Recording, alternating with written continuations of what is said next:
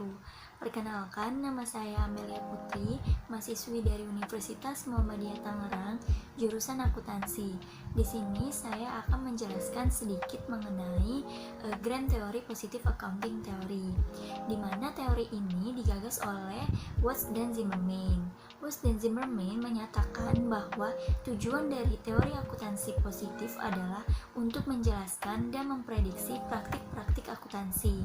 Arti dari menjelaskan di sini adalah menyediakan alasan-alasan untuk praktik akuntansi yang dapat diobservasi.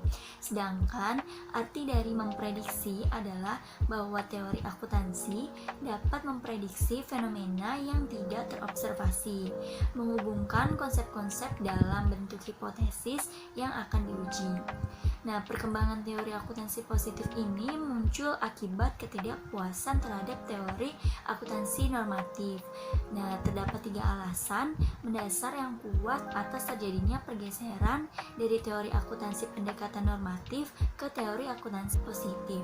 Yaitu alasan yang pertama adalah teori akuntansi normatif yang terlalu fokus terhadap kepentingan investor secara individu daripada kemakmuran masyarakat yang lebih luas. Yang kedua, teori akuntansi normatif dirasa tidak mampu menguji teori secara empiris karena didasari pada asumsi atau premis yang keliru sehingga tidak bisa diuji kebenarannya secara empiris. Dan alasan yang ketiga adalah teori akuntansi normatif sangat memungkinkan terjadinya pengalokasian sumber daya ekonomi secara maksimal di pasar modal. Dan penentuan kebijakan akuntansi dan praktik yang tepat merupakan hal yang penting bagi perusahaan dalam penyusunan laporan keuangan, sehingga dalam menentukan kebijakan akuntansi dan pelaksanaannya tidak terlepas dari pihak-pihak yang berwenang serta memiliki kepentingan dengan penyusunan laporan keuangan. Teori akuntansi positif didasarkan pada proposisi bahwa manajer, pemegang saham, dan regulator atau politisi adalah rasional dan mereka berusaha untuk memaksimalkan utility mereka yang secara langsung terkait dengan kompensasi dan kemakmuran mereka. Pilihan akuntansi tergantung pada variabel-variabel yang merepresentasi insentif manajemen untuk memilih metode akuntansi dengan rencana bonus, kontrak hutang, dan proses politisi. Watts dan Zimmerman mengidentifikasi terdapat 3 hipotesis yang sering digunakan dalam teori akuntansi positif yang dapat mempengaruhi tindakan manajer dalam proses pengambilan keputusan. Yang pertama ada hipotesis rencana bonus atau bonus plan hipotesis, di mana manajer perusahaan dengan bonus tertentu cenderung lebih menyukai metode yang meningkatkan laba periode tahun berjalan. Pilihan tersebut diharapkan dapat meningkatkan nilai sekarang bonus yang akan diterima seandainya kompensasi dari dewan direktur tidak menyesuaikan dengan metode yang dipilih. Yang kedua ada hipotesis hutang atau ekuitas atau bisa juga disebut dengan debt atau equity hipotesis. Makin tinggi rasio hutang atau ekuitas perusahaan, makin besar kemungkinan bagi manajer untuk memilih metode akuntansi yang dapat menaikkan laba. Dimana makin tinggi rasio hutang atau ekuitas, maka makin dekat perusahaan dengan batas perjanjian atau peraturan kredit. Makin tinggi batasan kredit dan pengeluaran biaya, manajer akan memiliki metode akuntansi yang dapat menaikkan laba sehingga dapat mengendurkan batasan kredit dan mengurangi biaya kesalahan teknis. Dan yang ketiga ada hipotesis biaya politik atau juga bisa disebut dengan political cost hypothesis. Perusahaan besar cenderung menggunakan metode akuntansi yang dapat mengurangi laba periodik dibanding perusahaan kecil. Ukuran perusahaan merupakan ukuran variabel proksi dan akses politik. Yang ketiga ada hipotesis biaya politik atau political cost hypothesis. Perusahaan besar besar cenderung menggunakan metode akuntansi yang dapat mengurangi laba periodik dibandingkan perusahaan kecil. Ukuran perusahaan merupakan variabel proksi dan aspek politik. Yang mendasari hipotesis ini adalah asumsi bahwa sangat mahalnya nilai informasi bagi individu untuk menentukan apakah laba akuntansi betul-betul menunjukkan monopoli laba. Di samping itu, sangatlah mahal bagi individu untuk menentukan apakah laba. Menurut Woods dan Zimmerman, teori akuntansi positif telah memberikan sumbangan yang berarti bagi pengembangan akuntansi. Yang pertama yaitu menghasilkan pola sistematik dalam pilihan akuntansi dan memberikan penjelasan spesifik. Yang kedua, memberikan kerangka yang jelas dalam pilihan akuntansi. Yang ketiga, ada menunjukkan peran utama contracting cost dalam teori akuntansi. Dan yang keempat, ada menjelaskan mengapa akuntansi digunakan dan memberikan kerangka dalam memprediksi pilihan akuntansi. Yang kelima yaitu mendorong riset yang relevan dengan akuntansi dan menekankan pada prediksi serta penjelasan terhadap fenomena. Salah satu variabel yang memiliki hubungan dengan positive accounting theory adalah variabel economic performance. Hubungan teori akuntansi positif dengan economic performance terletak pada kebijakan akuntansinya, di mana para manajer akan berupaya untuk mencapai tujuan perusahaan, yaitu mendapatkan kinerja yang maksimal dan baik. Untuk mencapai tujuan tersebut, seorang manajer bekerja sama dengan para stafnya dalam melakukan kebijakan-kebijakan perusahaan.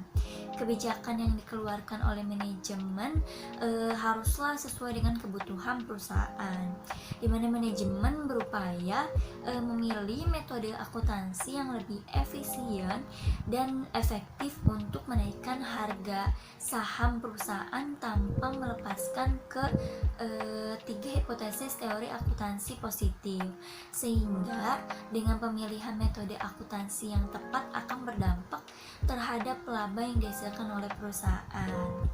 Dan selain itu, teori akuntansi positif juga memiliki hubungan dengan variabel bisnis strategi. Eksekutif akan memilih kebijakan yang terdapat dalam tiga hipotesis teori akuntansi positif. Dengan pemilihan metode akuntansi yang tepat akan berdampak terhadap laba dan dividen perusahaan. Ketika laba perusahaan meningkat, maka investor akan tertarik untuk berinvestasi, sehingga harga saham meningkat dan meningkatkan economic performance. Dan selanjutnya, menurut Cariri dan Ghazali, dalam teori akuntansi positif itu terdapat tiga hubungan keagenan. Yang pertama yaitu hubungan manajemen dengan pemilik atau pemegang saham, di mana manajemen akan cenderung menerapkan akuntansi yang kurang konservatif atau optimis apabila kepemilikan saham yang ada di perusahaan lebih rendah dibandingkan kepemilikan saham eksternal. Agen atau manajer tersebut ingin agar kinerjanya itu dinilai bagus dan mendapatkan bonus, maka manajer cenderung meningkatkan laba periode berjalan. Namun prinsipal atau pemegang saham hanya meningkatkan dividen maupun capital gain dari saham yang dimilikinya. Sebaliknya, jika kepemilikan manajerial itu lebih tinggi dibanding pemegang saham eksternal, maka manajemen cenderung melaporkan laba yang lebih konservatif. Adanya rasa memiliki dari manajer terhadap perusahaan yang tinggi membuat manajer lebih berkeinginan untuk cadangan dana dan adanya rasa memiliki dari manajer terhadap perusahaan yang tinggi itu membuat manajer lebih berkeinginan untuk memperbesar perusahaan. Penerapan akuntansi yang konservatif menyebabkan terdapat cadangan dana tersembunyi yang cukup besar untuk dapat meningkatkan investasi perusahaan. Aset akan diakui dengan nilai terendah sehingga nilai pasar lebih besar daripada nilai buku dan terbentuklah goodwill. Yang kedua ada hubungan manajemen dengan kreditor. Apabila rasio hutang atau ekuitas perusahaan tinggi, maka kemungkinan bagi manajer untuk memilih metode akuntansi yang konservatif atau yang cenderung menurunkan laba semakin besar. Hal ini dikarenakan kreditor dapat mengawasi kegiatan operasional manajemen, sehingga pihaknya meminta manajemen agar melaporkan laba konservatif demi keamanan dananya. Dan yang terakhir ada hubungan manajemen dengan pemerintahan, di mana manajer akan cenderung melaporkan laba secara konservatif atau secara hati-hati untuk menghindari pengawasan yang lebih ketat dari pemerintah, para analisis, dan masyarakat. Perusahaan yang besar akan lebih disoroti oleh pihak-pihak tersebut dibanding perusahaan kecil, karena perusahaan besar harus dapat menyediakan layanan publik dan tanggung jawab sosial yang lebih baik kepada masyarakat sebagai tuntutan dari pemerintah, dan juga membayar pajak yang lebih tinggi sesuai dengan laba perusahaan yang tinggi. Dan untuk teori akuntansi positif juga memiliki kelebihan dan kelemahan. Untuk kelebihan dari positive accounting theory, yang pertama ada teori positif itu diperlukan sebelum teori normatif dikembangkan untuk memahami kejadian di dunia nyata. Yang kedua, berdasarkan pada metode atau observasi yang teridentifikasi dan empiris. Dan kelebihan yang ketiga yaitu memberikan pernyataan dan hipotesis yang diuji secara empiris. Yang keempat, bersifat objektif, netral, tidak dipengaruhi oleh fenomena yang diamati. Dan yang terakhir, kelebihan dari positive accounting theory adalah teori positifnya itu dapat dikembangkan untuk mengatasi kelemahan-kelemahan dari teori normatif. Selain kelebihan, positive accounting theory juga memiliki kekurangan, di mana kekurangannya itu yang pertama adalah hanya memberi penjelasan dan prediksi apa yang akan terjadi, tidak ada rekomendasi apa yang harus dilakukan. Yang kedua, berasumsi bahwa manajer atau agen dan pemilik atau prinsipal memiliki kepentingan masing-masing untuk memaksimalkan kekayaannya tanpa mempertimbangkan efek buruk terhadap kelangsungan perusahaan. Yang terakhir, kekurangannya yaitu tidak sepenuhnya objektif, tidak bebas dari pertimbangan nilai-nilai karena unsur-unsur yang sulit dihindarkan oleh peneliti. Oke, sekian penjelasan dari saya mengenai Grand Positive Accounting Theory. Apabila dalam penjelasan kali ini terdapat banyak kesalahan, mohon dimaafkan. Semoga materi yang saya sampaikan dapat bermanfaat untuk kita semua. Wabillahi taufiq wal hidayah. Wassalamualaikum warahmatullahi wabarakatuh.